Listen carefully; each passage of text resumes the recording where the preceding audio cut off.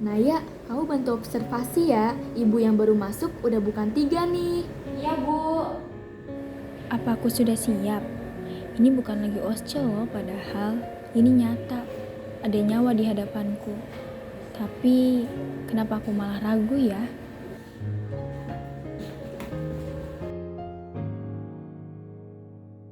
Kala nanti bagaikan datang. Udah? Naya, Ibu, kamu teliti. Nanti pada saat di lapangan, kamu harus percaya diri ya. Kamu kan yang paling rajin kalau bikin soal, gak usah seperti itu. Iya, tapi teori itu gak selalu cukup saat kenyataan datang.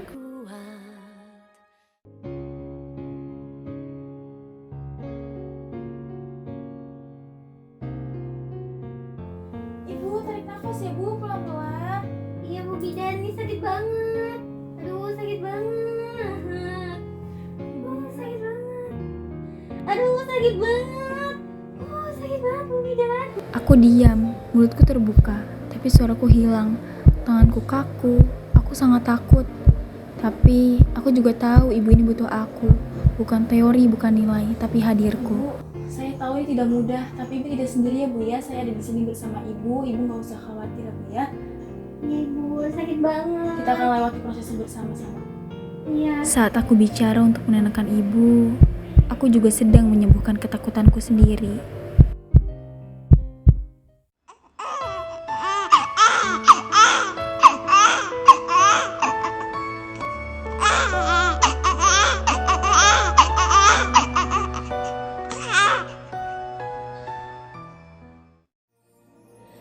Menjadi seorang bidan bukan hanya tentang menguasai ilmu, tapi tentang keberanian untuk hadir sepenuh hati, menjadi saksi, dan memberi kekuatan pada setiap perjalanan kehidupan.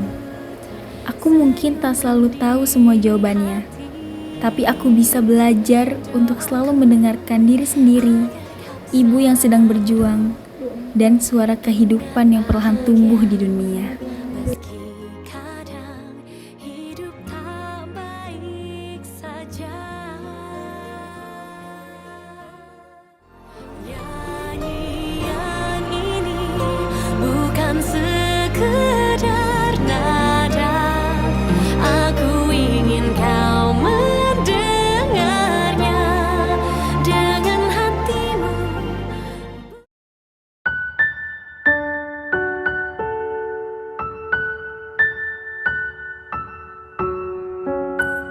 Dina mempersiapkan peralatan untuk pemeriksaan antenatal di ruang puskesmas.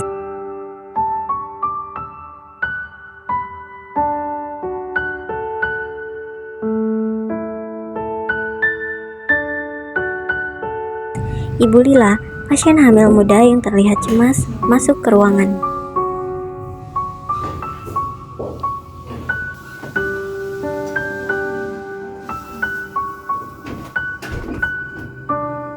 Pagi, Bu Lila. Pagi Bu. Bagaimana Ibu kabarnya hari ini? Dan saya ngerasa nggak enak badan akhir-akhir ini. Saya khawatir apakah kehamilan saya akan baik-baik saja. Semuanya terlihat baik-baik saja ya Bu, tapi sebentar lagi kita akan melakukan pemeriksaan ya untuk memastikan semuanya. Dina mulai memeriksa tekanan darah Ibu Lila dengan cemas. Bagaimana jika saya salah?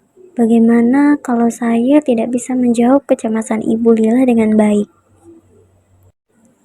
Ucap Dina dalam hati. Tapi kenapa saya sering ngerasa sakit-sakit ya Bu di perut? Dina mulai terlihat gugup, tidak tahu bagaimana menjawab pertanyaan Ibu Lila. Itu mungkin wajar ya Bu. Itu kadang terbilang masih normal ya. Bidan Indah masuk ke ruang pemeriksaan, melihat Dina yang tampak panik. Are you okay? Kenapa Ibu Lila tadi tampak kelihatan khawatir gitu ya? Bu Indah, tadi saya sudah coba menjelaskan kepada Bu Lila, tapi Bu Lila masih khawatir. Saya sampai tidak tahu harus berkata apa lagi. Bidan Indah pun mulai memeriksa lebih lanjut kondisi Ibu Lila. Ibu Lila, kita akan melakukan pemeriksaan lebih lanjut ya Bu ya. Ibu jangan khawatir, jangan takut. Nah, kita di sini itu untuk memastikan bahwa semuanya baik-baik saja.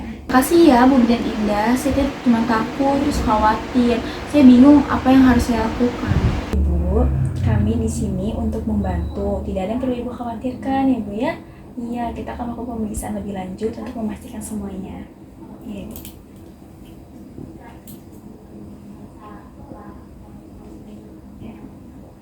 Dina berdiri di sisi, menyaksikan Bidan Indah bekerja, seraya berkata dalam hati, saya harus belajar untuk tidak terburu-buru memberikan jawaban dan lebih banyak mendengarkan. Setelah pemeriksaan, Ibu Lila terlihat lebih tenang.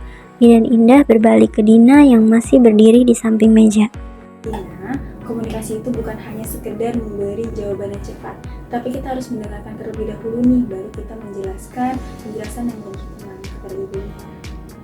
Iya Bu Indah, tadi saya terlalu terburu-buru memberitahu ibunya dan tidak terlalu mendengarkan ucapan Bu Lila.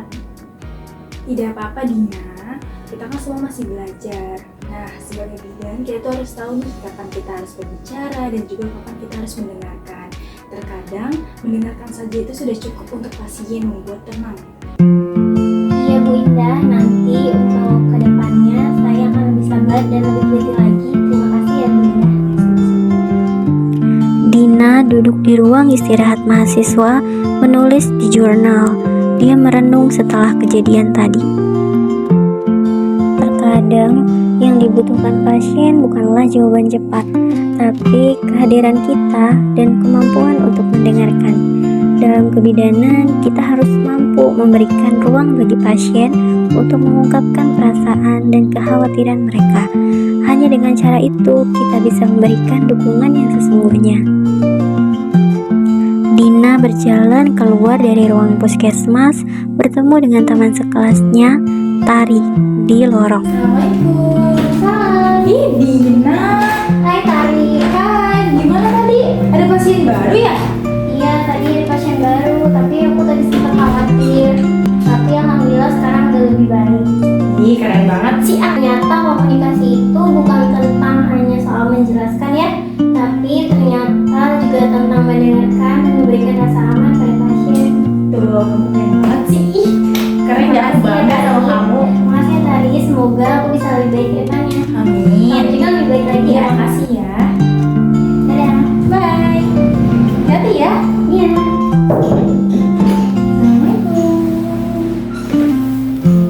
Komunikasi interpersonal adalah proses pertukaran informasi, ide, pendapat, dan perasaan di antara dua atau lebih individu. Komunikasi ini seringkali terjadi secara tatap muka, bersifat langsung, dan menghasilkan umpan balik.